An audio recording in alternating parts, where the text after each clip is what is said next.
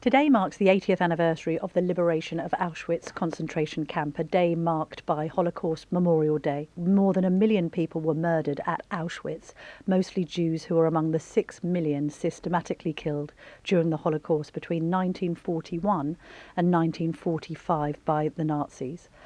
The King Charles, visited Auschwitz today, becoming the first British monarch in history to set foot on the site of what the palace are calling a deeply personal pilgrimage. Our Royal Editor Hannah Furness sent us this report from a day of solemn commemoration in Poland. The King is today making what is being described as a deeply personal pilgrimage to Auschwitz-Birkenau for the 80th anniversary of its liberation. He's coming, we're told, as man and monarch for what will be one of the most poignant visits of his lifetime. He's visited concentration camps before and he's done a lot to support Holocaust survivors in Britain. He's commissioned portraits of survivors for the Royal Collection and he has hosted countless receptions and events to make sure the stories of those survivors are heard into the next generation. He's never been to Auschwitz and the late Queen Elizabeth II never travelled here either. He was heard to say at a reception last week that he simply felt like he must do it now. It is so important, he said. The reason he is coming, and heads of state from all over the world, foreign royal families are travelling, is to hear the living testimonies of Holocaust survivors. They are the focus of today. No politicians will be speaking at the service to mark the 80th anniversary. The focus is completely on the testimonies of the people who remember the utter atrocities that happened on this site. Only one British Holocaust survivor has been able to travel out here today. There's a really keen awareness, I think, that those who witnessed the horrors of Auschwitz firsthand are dwindling as time goes on. As we wait for the ceremony to start, I'm just outside that famous, notorious barbed wire fence around Auschwitz and looking at some of the buildings that we all recognise from those photos. It's sunny, it's quite a warm day, there's snow on the ground and the mud is churned up because of all of the visiting infrastructure here for the ceremonies. It's just the tiniest glimpse of how utterly bleak the conditions must have been here for anybody trying to survive. This is going to be a really difficult, emotional day for some of the survivors who are returning. Some of them have already begun that painful process of retracing their steps. At 9 o'clock this morning, some of them visited what's called the Wall of Death here, where prisoners were executed by the SS. A handful of the survivors, some of them were wearing that distinctive blue and white uniform or scarves in the same pattern, made their trips very slowly and quite shakily in some cases to lay candles at the wall. The physical and mental exertion to do all this is quite clear to see and quite difficult to see actually, but there's a real determination to honour their fallen friends and family. For the King, this is a really important day. His first event at the Jewish Community Centre, he said, "As the number of Holocaust survivors regrettably diminishes with the passage of time, the responsibility of remembrance rests far heavier on our shoulders and on those of generations yet unborn. The act of remembering the evils of the past remains a vital task, and in so doing we inform our present and shape our future." Now these lessons are going to be here before his eyes later today. The centrepiece of the service is one of the freight train cars used to transport men, women and children to Auschwitz-Birkenau. The scale of human suffering here is difficult to comprehend even when you're here in person, and the bravery of people returning is quite something to behold. The King, survivors, are speaking here as one. We must never forget. At Auschwitz itself, the event was just given over to survivors so that we could hear their testimony. I remember as a 5.5-year-old child watching from my hiding place in Starchowitz labor camp as all my little friends were rounded up and driven to their deaths, while the heartbreaking cries of their parents fell on deaf ears. After all the children were gone and the courtyard was empty, I thought to myself, am I the only Jewish child left in the world?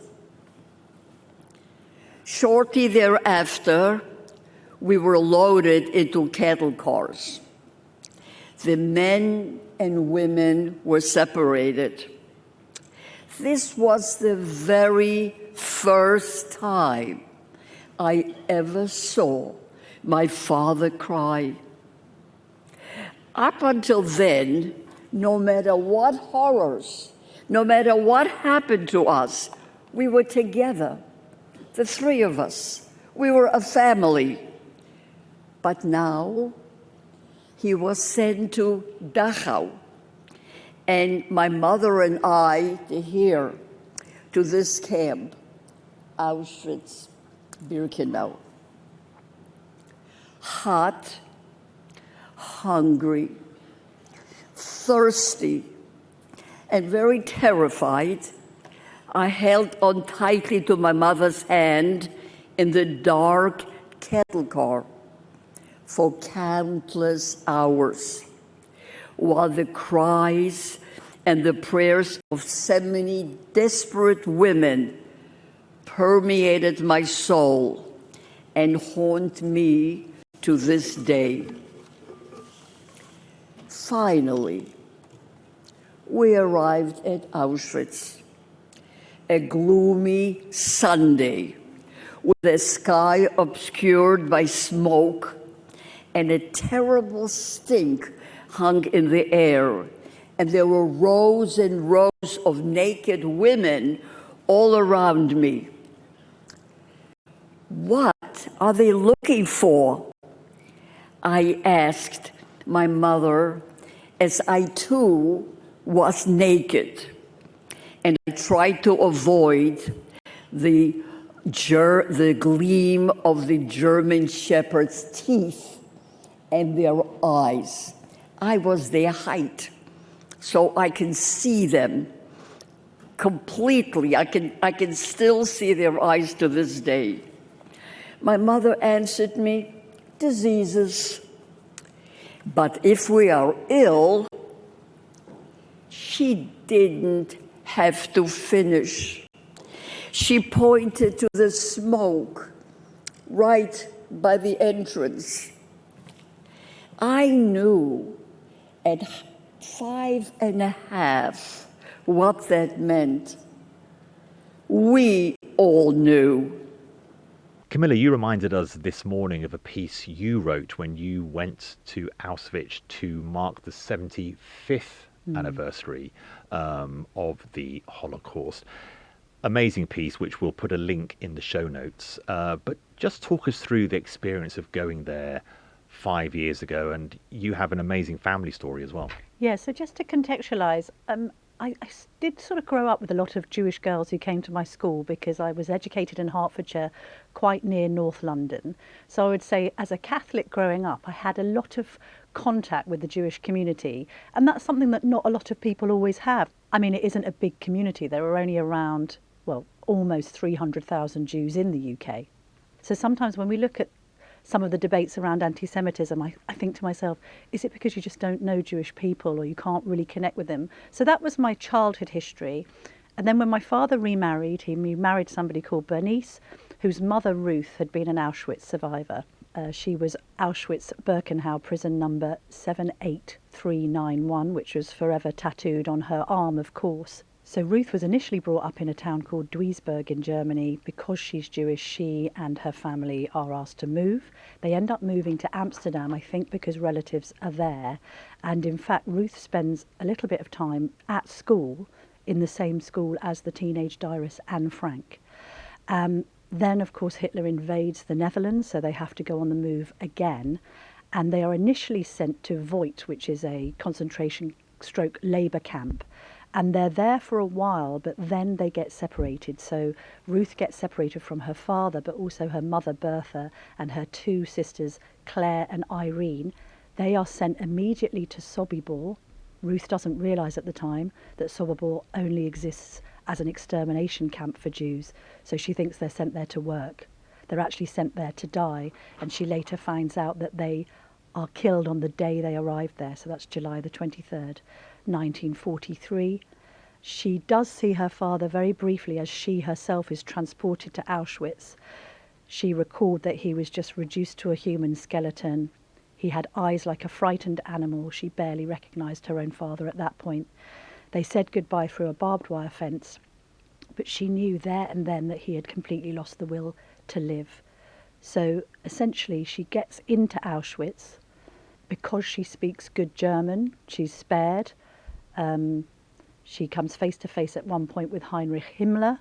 He's the SS leader considered most directly responsible for the Holocaust during a visit to the camp.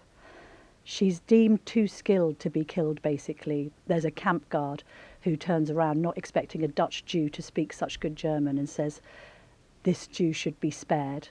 And somehow, goodness knows how, as a teenage girl, she managed to survive. And then she leaves the camp in the winter of 1944. I think by that point they know that the Allies are on the way, and they send the remaining prisoners on a death march. So she is marching for days, if not weeks, until somehow the pack of people she's with, and by that point quite a few of the survivors have just dropped dead on the march. So she's in a remaining group, and they end up being intercepted by the Danish Red Cross, and they are sent, all of them, to a sanatorium. And it's at that point that she's lying in a hospital bed trying to come to terms with what's happened. She's riddled with typhoid, she's got all sorts of diseases. She's a human skeleton herself at this point, and she can hear this doctor at the end of her bed look at her medical notes and say, oh, I don't think this one's going to survive. And something in her says, there's no way I am living through Auschwitz to die in this hospital bed. And somehow she's there for 2 years, makes a recovery. She tries to trace any of her remaining family. Obviously, there's no one really left. She finds out that some have gone to Israel, but some have gone to South Africa. So she ends up going to South Africa, and there she meets her future husband, a man called Charles, who's Bernice's father. He's a Jewish man from Belgium, managed to get out before the Second World War started. And they set up shop in Johannesburg and have 3 children, of which Bernice is the eldest. While she was alive, Ruth, she never really talked about what happened. We had very scant detail. Bern herself didn't like talking about it because although Ruth was a wonderfully loving mother, it was very obvious that Bern's childhood sort of had the shadow of the Holocaust over it. And I'm sure lots of people who have got relatives who are survivors can identify with that. Just this, you know, the underlying pain of the issue was just too much to bear. Ruth did a number of important things in her life, including in South Africa when there were sanctions and it was difficult for people to move around. Bernice vividly remembers her marching her younger brother and her younger sister to the German embassy in South Africa and demanding that all of her children be given German passports. Bern says, I don't know what she said, but we were there all day, and by the end of it we marched out with these passports, which again sounds counterintuitive, but I think Ruth thought, this is the least that you can give me. And that German passport actually gave Bernice a ticket to come to the UK at a time when it was difficult for South Africans to travel, marry my dad, and the rest is history. So when it came to the 75th anniversary, I just wanted to go out there because I knew Bern never would. It would have been too difficult for her. I don't think she would have been able to cope with it. And when you get there, I mean, that work sets you free sign, that black cast iron sign above, it's a real take your breath away moment. You've seen that imagery so many times before, and because the site is completely preserved, and the other weird thing about it is it's just there in the middle of a rural community. Like when you drive to it and you can see all the houses around it, you're thinking to yourself, what did the Poles think was going on here? You then see the commandant's house, and I know this has all been sort of commemorated in films like Zone of Interest, the idea of Hoss and his family who ran Auschwitz at the time, living this quite idyllic, bucolic life, swimming, visiting the local river, having a wonderful time with his family, while at the same time millions are being exterminated on his doorstep at his orders. There's an absolutely sort of chilling feeling inside when you visit the accommodation blocks. Some of the gas chambers have been blown up, so there's only one remaining that you see.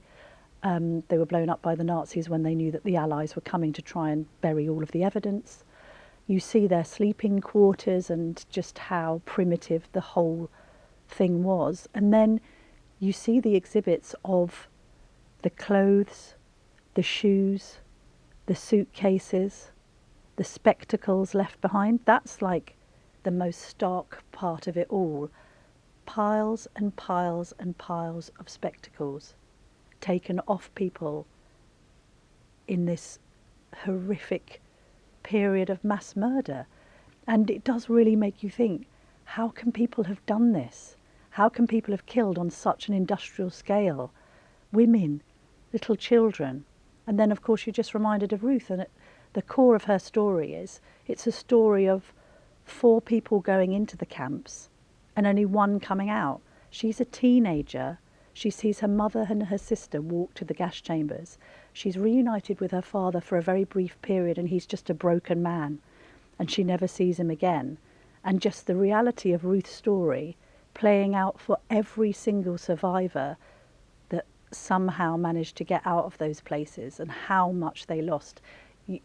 A perfectly middle-class, aspirational upbringing in Germany turns into being in a ghetto, then a series of concentration camps, and being the only person in your family, really, your direct family, to come out alive. I just, you're there and you are viscerally reminded not just of your own personal link to it, but just how many millions of other people have the same story to tell in a different way with different details, but the theme of it is the same. It's amazing, Camilla, and I would encourage everybody to read the article you wrote at the 75th anniversary, but also, of course, all the coverage we're doing today.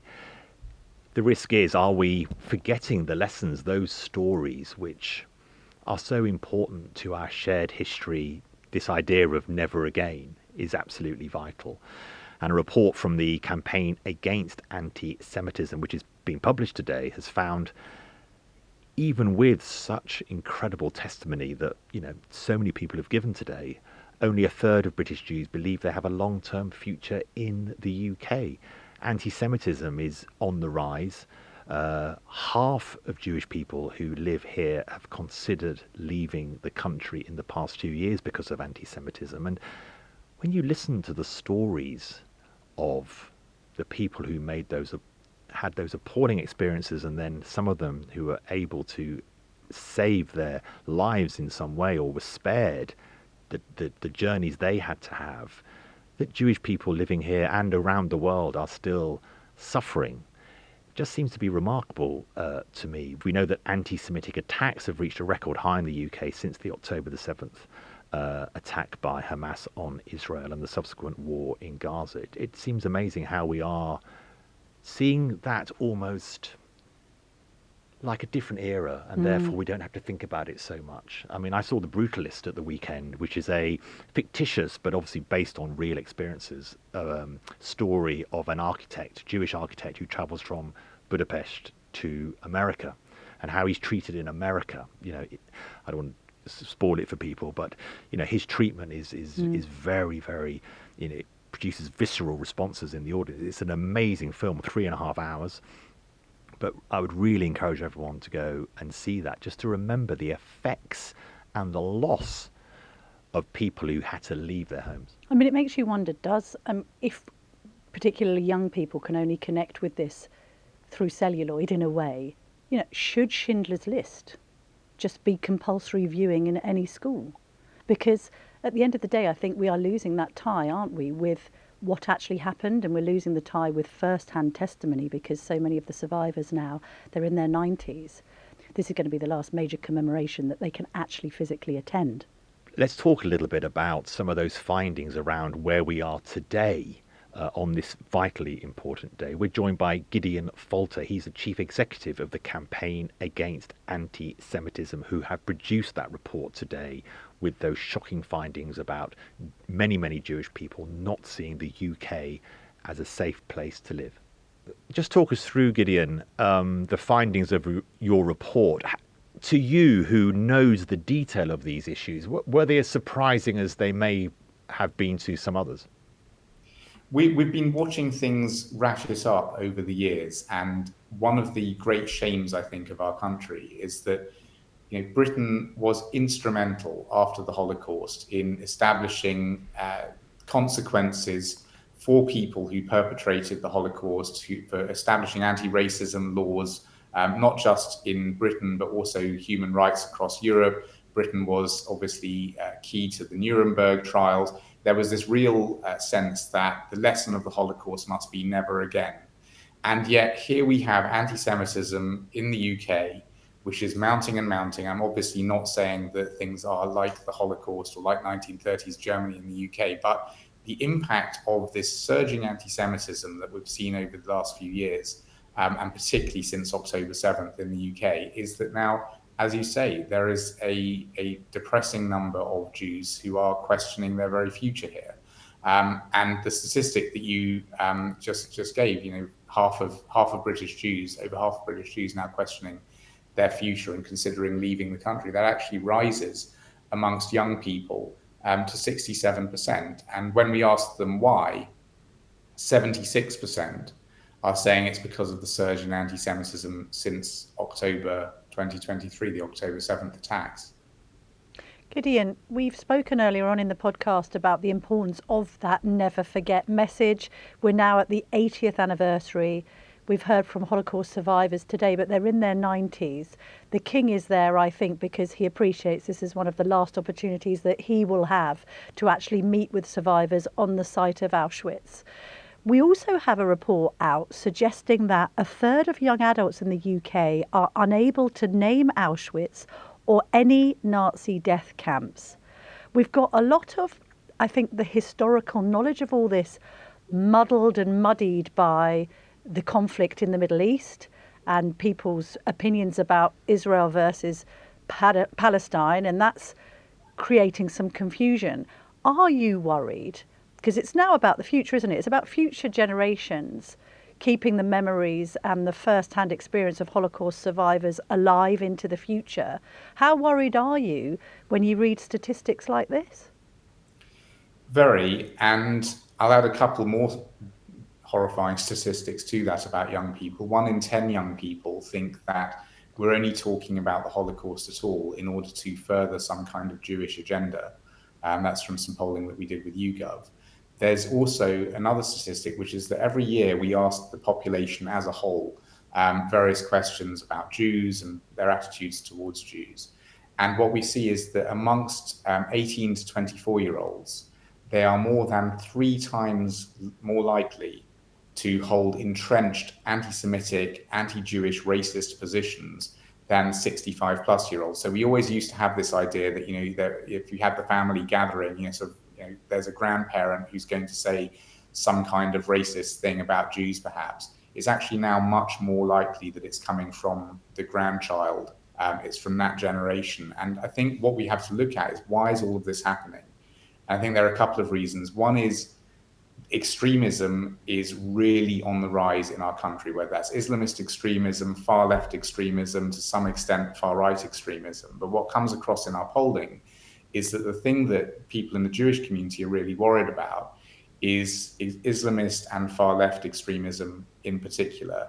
And the thing that they sort of point the finger at in our polling, the British Jewish community is looking at law enforcement and the response of the authorities and finding it's absolutely horrendous. Only 5% of British Jews still have confidence in Sir Mark Rowley, the Commissioner of the Met. And, it's no wonder we've seen week after week these marches down our streets. We've even seen the spectacle of people walking with a swastika placard and police officers saying on video, oh, well, maybe it depends on the context in which the swastika was shown, maybe it's okay.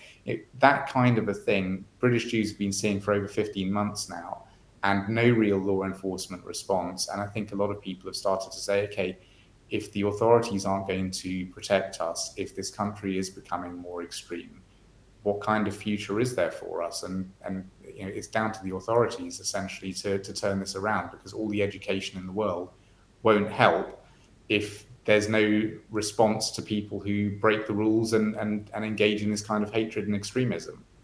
It's such a failure, isn't it, Camilla? I mean, Jewish friends of mine to say, I'm a very proud Londoner, but for Jewish friends of mine to say they no longer come into central London and that they don't feel that it's their city, it all links in, doesn't it? This, for my generation, not quite grandparents yet, but not that far off, we thought that the sort of 1990s and the 2000s had seen the end of racism, or at least the journey towards a much better future. And then there's been such a reversal, which, as you say, Jewish people have suffered and some other groups have also suffered.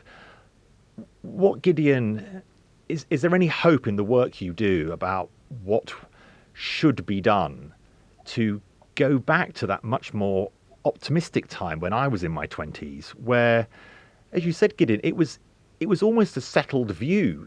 Extremism and racism was clearly wrong, and the fact that you now have to lean back into such appalling narratives about Jewish people and the attacks and the feeling of Jewish people in the UK, just it seems remarkable to us. Have our generation been asleep at the wheel? We thought we'd gone far enough and it was all kind of solved. I think to an extent, yeah. I think there has been a real complacency. You were talking about sort of Jewish friends anecdotally there saying they wouldn't want to go into town during these marches. Our polling tells us that 90% of British Jews avoid the centre of towns when these marches are going on. But it's not just there. And if we look at the trajectory things have taken over the last decade or so, when we established Campaign Against Antisemitism in 2014, it was in response to failed law enforcement. The anti-Semitic crime was on the rise, Jews were being attacked, and nothing was being done about it. And then we had the Corbyn years. And actually what's interesting in our polling just now is that for the first time, another political party has overtaken the Labour Party in the opinion of British Jews, because British Jews, about 71%, feel that the Labour Party is still too tolerant of anti-Semitism in its ranks, but actually the Green Party's now for the first time overtaken Labour with 72%. So we see in politics there was this sort of normalisation of anti-Semitism, and it came from the exact left wing which had been responsible for putting in place all of this anti-racism sort of agenda and legislation over the past several decades. So I think that's one of the great betrayals, is that a group of people on the political left who were responsible for actually creating a lot of these anti-racism frameworks have now actually turned such a blind eye to it that unfortunately it's emanating in part from the far left. And now we've got to this position where October the 7th came around and there was a sort of fork in the road, because when October 7th was still happening, people started, organisations in London and around the UK started saying we're going to have protests. And there were people clapping and singing in the streets, cheering on, and it's Holocaust Memorial Day, cheering on the worst anti-Semitic massacre of Jews since the Holocaust. And people are in our streets cheering it. And instead of the Prime Minister, the Home Secretary, the Commissioner of the Met, and various others saying, we're going to really clamp down on this, there was this sort of fork in the road where the Met said, and other police forces too, we're not really going to interfere with these marches that much. We're going to permit this, we're going to permit that, taking a very gloves-off approach. And now we've got a situation where, on Friday night, there were protesters who were in an area of town with a large Jewish population who were shouting, "You Jews are the scum of the earth." And police officers saying, well, these are sort of, it's like two different football teams. We'd have to, we've just got to let everybody have their say. That's the kind of country that we've become because of this appeasement of these people. And I think a lot of British people are really bothered by it. Also, it's a bit more subtle than that. I mean, we've just seen some footage out of Ireland where there's a Holocaust Memorial Day event. Then the Irish Prime Minister wants to mention the suffering of Gaza, and a Jewish woman is then dragged out because she's saying, we're not here to talk about that today. I still can't understand why Holocaust Memorial Day can't just be left as a day to remember the millions that were killed in the Holocaust. Instead, it seems to be hijacked. When we commemorate 9/11, we don't have a load of people going, oh, but hang on a minute, what about the victims of the Bataclan? Yeah. This has always been a problem. Why can't Jews just have their own day without simultaneously being accused of genocide in the Middle East?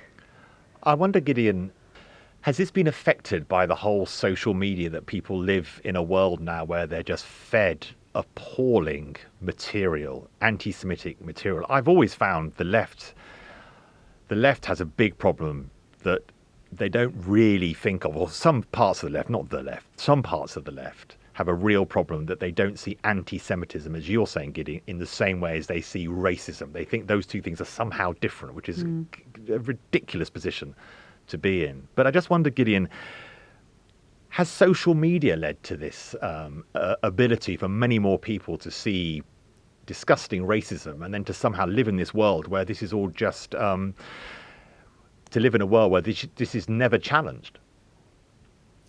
I think that's a huge part of it, because what's happened now is that a lot of people, particularly, we're seeing in our polling that young people are basically, as I said, sort of much more likely to be bigoted, much more likely to have these anti-Semitic views. And where are they getting that from? Largely it's coming from social media. And what we've allowed is for really extreme actors, and it's not just on anti-Semitism that they have really extreme views. I think for most British people, Britain's been really resilient against extremism over the course of a very long time. You look at the rise of fascism in Europe, and Britain was sort of standing there as a moderate democracy all along and fighting for those values.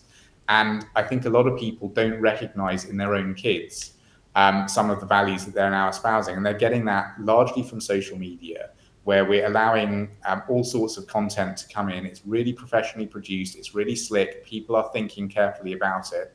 That's indoctrinating people. We're also seeing the institutions that are supposed to be telling the truth, from a more authoritative standpoint, like the BBC, becoming very corrupted by a number of sort of different narratives. And so, what we end up with is people saying it's okay to be anti-Semitic, it's okay to be anti-Jewish because of something that's happening thousands of miles away.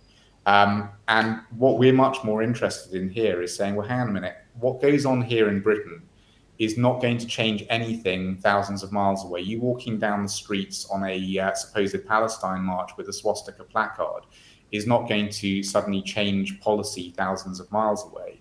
What it is doing, though, is it's whipping up real hatred here in the UK, and more so even than these demonstrations on the streets. If you look at what's going on the campuses, where last year we had students setting up encampments on British campuses, saying that people weren't allowed in, writing all sorts of anti-Semitic stuff all over the place, and then whether it's related to the encampments or not, we see things like swastikas being carved into doors and stuff like that. This is on university campuses here in Britain. And you've got to ask, where are people getting radicalized in that way? And I think it's partly social media, but it's also partly these this sort of whole narrative that's going on, that Jews are the new Nazis, that Jews need to be punished in some way, and it's a complete inversion of the truth, and it's something which will turn people against the values this country stands for, because Britain is a place that's always been moderate. It's always been a place, it's been a place certainly for my lifetime, when my grandparents came here as well. It was a place where Jews could thrive just like everybody else. Everybody came along, they integrated, and they thrived in this country. And now it's a place where young Jews, particularly young Jews, are thinking they don't have a future anymore. Gideon Falter, thank you very much indeed for joining us on the Daily Tea today.